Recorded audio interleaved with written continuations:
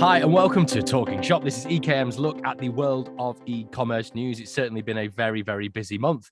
I'm Mike, and this is Jessie from the EKM marketing team. And this month we're looking at Next to purchase Made.com as it falls into administration. Research reveals Zara as worst fashion site for customer experience. Primark Click and Collect site crashes on morning of launch. 2 in 3 UK online shoppers compare before they buy. Sustainability is still the top priority for UK consumers despite the cost of living crisis. And Jeremy Hunt to introduce historic tax reforms for big tech. So welcome to Talking Shop. You might realise it's a little bit different than normal. We're not in the nice, airy, spacious office. Well, you are, Jessie. Speak for yourself. Yeah, I've got the lurgy that's doing the rounds. There's something, it's the most British phrase ever. It's like, there's something going around. So I'm battling through that. It's not too bad, but I just don't want to infect anyone for any weekend plans they might have. Let's be real, Mike. You just wanted an excuse to film from your new studio. Yeah, yes. Get this complete with EKM logo in the background. Anyway, we'll still be getting to the bottom of the latest e-commerce news. Starting with one that's grabbed the headlines, I think, just purely because of obviously how big they are. But next, well, this is a developing story that's happened over the past month, really. There's been a few twists and turns here. Next to purchase Made.com as it falls into administration. Now, earlier this month, Made.com obviously went into administration. They announced that they were sort of making all their staff redundant. And then obviously what happens is the creditors come in and they look for a buyer. That seems to be, as this goes out, Next, who are looking to buy up some of their products and some of their fulfillment buildings and what have you. But it's sad, isn't it, to see online retailers fall by the wayside, isn't it? Yeah, it's always sad to see, and I hope that we're not going to be seeing much more of it over the coming months. It's strange that my awareness of Made is probably not as much as most people in the UK. I guess because it doesn't translate to America. So for me, it's sort of my awareness of them grew so much after their administration rather than before. Yeah. So I guess like what was their claim to fame prior to? Claim to fame, I guess, just one of those leading online furniture, particularly retailers that sort of came out where you had sort of Wayfair as well, that sort of thing. So yeah, I don't think I ever personally bought anything from them, but they were sort of around that sort of mid to high end sort of area of sort of, yeah, furniture really is what I always used to sort of get hit with by It's always sad to lose one of those sort of like staple companies that you've just known for years and years. And obviously there's been quite a bit of fallout. I think a lot of someone coming from a studio from their house right now, but a lot of remote working. It's sort of when it comes to when these things happen and there's sort of important decisions to be made, people sort of obviously sadly losing their jobs. There's been a few headlines about people not happy that they were found out via email, via Zoom, and that sort of thing. So I've seen this quite a bit. We've seen this in Twitter, haven't we, with a lot of people sort of saying that they're receiving these big notifications from their employer over Zoom and in email and what have you. So it's certainly adding a new dynamic to what happens when companies do sort of either go into administration or start making people redundant, making. If I've learned one thing from this is just to never check your email. Yeah. Yeah. I can't fire you if you don't read the email. Have your Weetabix in your kitchen, walk to your desk, and you'll not be any the wiser. Yeah. So we'll keep an eye on that, and hopefully Next can pick things up, and hopefully some jobs can be saved there. Another big retailer that's announced something this month is Primark. They've announced a new click and collect site, which then promptly crashed on the morning of its launch. I heard this on the radio news, so it was obviously quite big news for many people trying to use this for the first time. I was surprised. We just spoke before, wouldn't we? And you weren't even really that aware. Well, I don't think I was really either, that Primark had much of an online presence, really. Well, yeah, I was under the impression that they strictly didn't sell online, and that was kind of like when, through the pandemic, people couldn't shop at Primark. And then do you remember when they first opened Primark and the queues were like down the block? And that was because they hadn't been able to sell to people online. So have they had it? I feel like I've missed something, or was this it? Was this the launch of their website presence? No, I think this is very much. No, I think they did have a website. I think I have stumbled across it before. However, it was relatively primitive. In the same way I've stumbled across H&M have an online shop. Okay, whoa! However, I You would didn't never. know that H&M have Yeah, an online I would never Whoa. really. I would never really. I would never really think. In fact, to the point where I think H&M's online presence used to be basically more of a catalog where you couldn't even. I'm fairly certain I'm right in this. You couldn't even order in the early days of their website. It was merely just to say this is what's coming in store, and here's a sneak peek.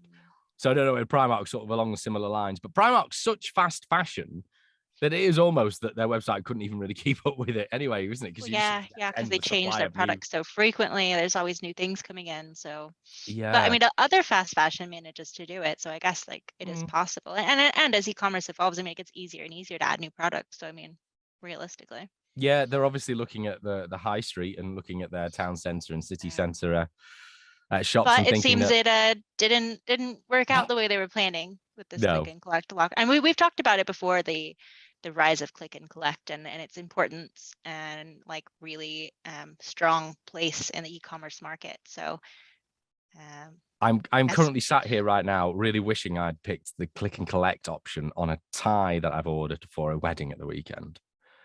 That is now, I've been told I've paid for next day delivery. It's been delayed. And now I'm no, thinking, should have I gone hope they click and refund you that collect. next day delivery. I'm currently waiting on, I need to go click and collect. I need to collect my click and collect that I clicked over a week ago, and I keep forgetting to go pick it up because it's at Madeline and they close at 6 p.m. Oh So, no. but anyway, click and collect, brilliant, great service. And I'll be interested to see how Primark returns to this concept, I Yeah. suppose. They smoked to the mirror and said, it's been great to see so much interest in the launch of our new click and collect trial. We're aware that some people have had issues accessing the website this morning when it was a launch, which I think was Monday. We're aware that some people have had issues accessing the website this morning, and we're working hard to address this to ensure that everyone can access and browse the site easily. So we'll keep up to date. And Not a great day to be on the Primark dev team. yeah, yes, absolutely. You'd just be tearing your hair out, wouldn't you? Especially when it's so new. I imagine it's really, really new to their dev team when they don't really have much of an online presence in the first place. Yeah. So I bet that was fun and They probably games. didn't even have a dev team until like a month ago. No, exactly. That's a test and a half. Right, on to another fashion retailer. We have got some really, really techie stuff coming up. But research reveals that Zara, and this seems like we're taking a pot shot, but no, this is research done by a independent researcher. Research reveals Zara as worst fashion site for customer experience. Have you been on the Zara website? Yes, I Yeah, have. And yeah, it's horrible, isn't it? Let's be it's honest. yeah. It they've really done something or nothing, depending on how you want to look at it. But It feels a little bit, from a user experience point of view, very 2007 to me. It feels like they, as we were just talking about before, it's got that catalog feel where they want to present their product in a certain way that the user experience sort of takes second place with that. yeah, And but the way that they present their product is really odd too. Like the way that they'll pose the people that are handling the product. They'll be yeah, modeling a bracelet and it'll be like, you know. assume the crab position to show off Yeah. this. No, I know what you mean. There's a lot going on there, isn't there, on Zara's website. So this new research from the unified customer intelligence startup Chattermill, and it has found that Zara comes bottom when it comes to customer experience. They analysed feedback from 152,000 fashion shoppers, trust pilot reviews, and that's going across the board. So places like ASOS, H&M, New Look, Next, and Zara. And Zara was by far coming out at the bottom. If you haven't looked at Zara, it is very different to the way that other people do it. Like I said, so I do right now, maybe not now, maybe at the end of this episode, that'd be great. If you do go along and have a look at Zara's website, it is very much in that catalog style. The nav bar is at the side; it's not across the top. The categories are not particularly as literal as a lot of other places do, like your ASOS's and that sort of thing. To the point where if you go through our YouTube and you go to a video that I made called "How to Make a Great Clothing Online Store," in that I do talk about Zara and how it is such a different approach than what other stores have done. And it's great if that's what they want to, sort of the image they want to give off. But it is quite clunky trying to navigate it as a user who is so used to things just being a little bit more simplistic and a little bit more just clear. Like you say, when people are sort of posed in different ways and the clothes are presented in a certain way, it's very hard to get a feeling for what it actually looks like. Or and the strange thing is like it is deliberate in many ways, some of the things that they've chosen to do. Oh, yeah. But you do wonder how it affects the online potential that they have, and like how many more sales could they be having online if it was an easier experience, or if it wasn't quite as daunting for people who aren't frequent online shoppers. I think I can honestly say, I know this is anecdotal, but I've never ordered anything off Zara online ever. Why? 100% certain I haven't. However, if I go into a town centre that has a Zara, I will always go in it because there isn't one particularly right near me. I mean, I will usually buy something from there. So I think even just on a personal level, that sort of proves the case that sort of saying that it doesn't seem to drive me towards buying online. No, and I'm exactly the same. I've gone to look at Zara, but then I'm just put off by I can't relate to the images that I'm seeing. I can't picture those clothes on myself. I don't even know what they're selling half the time. So, but going into the store, like you said, is a better experience. So there are lessons to be taken away here, I suppose, because your average e-commerce seller that isn't at the Zara level, user experience is going to be so key to get those customers to add to cart and eventually check out at the end. Zara can afford to lose some here and there if it helps to give their brand a bit of quirk, but your average, UK small business, they do actually need to really focus on driving user experience as the forefront and helping to make that customer journey as simple and user friendly as possible. Yeah, that's a really good point you make. It's deliberate, isn't it? And maybe it is almost like a strange tactic to present themselves in a certain way. But if you're a small business and people aren't used to your name, your brand, what you stand for, it can be a very dangerous tactic to do that, because people, if they can't navigate your website instantaneously, they're gonna move on, aren't they? They don't have that sort of prior desire to buy your things. More research, and 2 in 3 UK online shoppers compare before they buy. Now, nothing particularly too new here. This is research from Google. They said that they're trying to conduct loads of research into shopping habits. 62% using Google shopping tabs compare similar products from different retailers. Which isn't really too much of a surprise to us, but it just goes to show that you've got to get your products out there, particularly when it comes to Google as well, making sure that everything's in order, whether you're doing PPC or anything like that, is just making sure that you're in there, because people will compare prices. And that even comes down to stuff like I've chosen to buy things just because of free shipping, that I've done the maths and I've gone, wow, I'm saving £3, but for the sake of this 2 seconds that will take me just to fill out a new cart, I'm going to do it. Free shipping, or in some cases, like the return policy can play into the decision of, or shipping times. If somebody needs the item like you do with this wedding tie this weekend, if they need it faster, and one website can offer it faster than the other. So they're just gonna be comparing those little things, and that can be the decision for one thing or the other. Yeah. They're saying 47% of fashion consumers have bought from a new retailer in the last 6 months. Good. That's some good stats to know. A significant increase on 2020, when just 24% said the same. Wow. Interesting. Very interesting. Huge increase. Me and the girlfriend were having this where I think there's fiance. That's why I've had to make this room, just lock myself away. Just when kicked you out the house. Yeah, she has. Yeah, absolutely. We're about to get onto it, actually, so it's a nice segue. But we were talking about fast fashion and these big websites, and then starting to really talk about quality and that sort of thing. And I have found myself buying more independently recently, more on like a quality front as well, because on those websites it's presented better, but also the actual quality of the product I've got a bit more faith in now, other than buying fast fashion over and over and over and over again. When you're when you're going into like a cost of living crisis, a bit of a recession, you want things to be able to last, don't you? So that's really encouraging stats to hear about, really, isn't it? Apparently 3 in 4 fashion consumers also said economic uncertainty has impacted their plans this Christmas, yet 3 in 5 said they plan to spend the same amount as last year. which you could read a couple of ways, because if they plan to spend the same amount, they might not get the same amount for their money. Oh, yeah, I didn't even think of it that way. But hey, so you would actually hope, in the exponential growth of the world, you would hope that they would be spending more. But if they're spending the same amounts, that's not necessarily a good sign. But And if they're spending less. and if they're spending less, not good. But we're not going to think like that. No. Next up, sustainability, as we're just sort of talking about, still top priority for UK consumers despite cost of living crisis. Research has revealed that 65% of UK consumers think about environmental impacts of the items they buy, while 41% say they prefer to shop locally rather than online, reducing the carbon footprint associated with digital deliveries. Which is good news. I sometimes wonder whether these surveys have almost that bias where people want to say that they care about sustainability and they want to say that they shop local.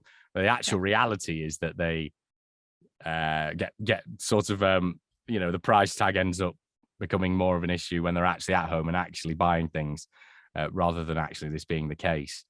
So absolutely. Yeah. Would you say you almost greenwash people yourself when you're sort of talking about this?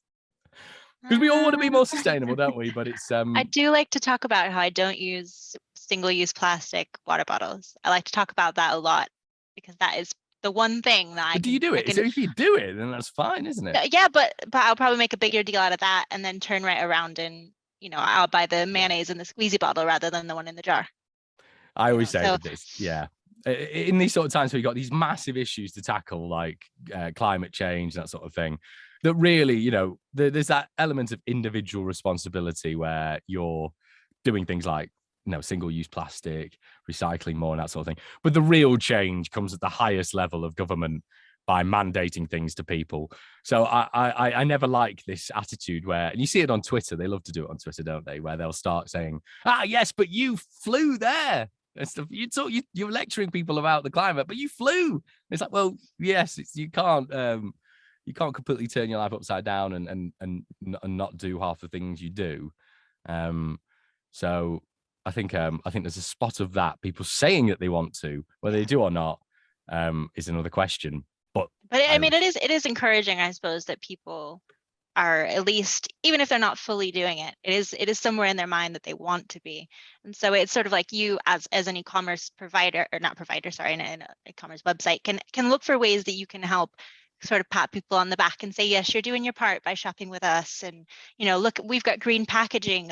We just did that video for Unwanted Apparel and they used the fully compostable mailers, which were really attractive looking and also made you feel good about the purchase. They also use recycled fabric. So, I mean, there are little things that sellers can do to help consumers that are concerned about that feel like they have done their part. And then, of course, the business can then also say that they've done their part too. So they're just little things that you can do, but don't need to go super crazy. No, apparently 64% love percentages on this show said they now prefer to shop from pre-loved retailers. I think this next bit's quite an interesting, particularly a tactic maybe if you do have a relatively high turnover of stock, I guess, so you're constantly getting new products in.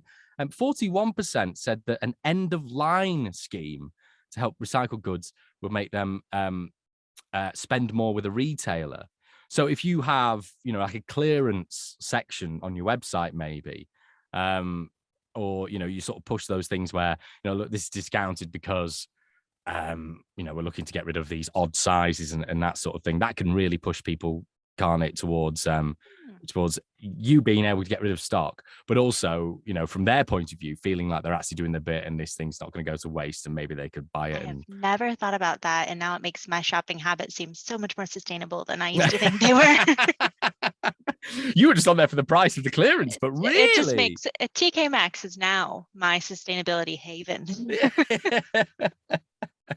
Do you know what I always feel? That candle on that shelf, if I didn't buy it, it was going in a landfill. Do you ever get that bit where I always shop in like the clearance and that sort of thing. Do you ever get that bit where you're shopping in clearance going, this must be really unfashionable because nobody bought it first time round, but I really want this. Yeah, I did that with a pair of trainers the other day. I was like, how can these be in the outlet? It's ridiculous. These are cool. But definitely something to think about if you've got surplus stock and what have you. No, don't just leave it just in your warehouse or wherever you have, just at the back. Make sure it's out there and mark it down. It's better than it getting thrown out, isn't it? And ending up on a landfill. One man's junk is another man's treasure. Not saying that what you're selling is junk. Let's move on to the biggie, especially today. So we're filming this a little bit later than we usually do. But yeah, Thursday, the 17th of November, the budget has been revealed. The new Chancellor Jeremy Hunt, of course, and the new Prime Minister Rishi Sunak. I don't think anyone envies them today. Then their autumn statement, and one of the big things that's come out of it. Well, there's two big things. One thing that's not happening, and one thing that is happening, which I think both together are really, really, really encouraging for small businesses online, particularly e-commerce and UK e-commerce.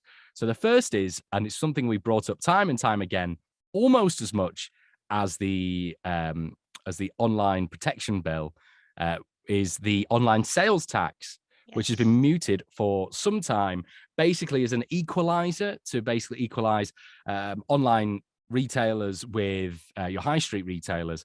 So obviously high street retailers got a business rates tax relief over COVID because obviously people weren't going into the shops and what have you to pay for their premises.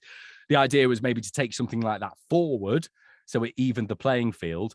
Now they've decided to not go ahead with any sort of online sales tax. Excuse me, this is my lurgy coming out.